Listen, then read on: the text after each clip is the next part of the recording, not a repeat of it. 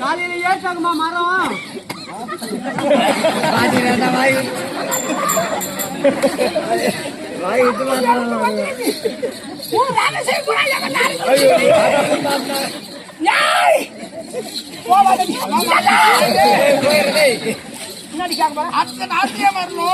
மழை பெய்ய கூடாது, நல்ல மாதிரி நாடகம் முடியணும், நெருப்பு நல்லா முடியணும், ஊர் செய்வா இருக்கணும். மழை வருமா வராதாட்டி கேள்றி 40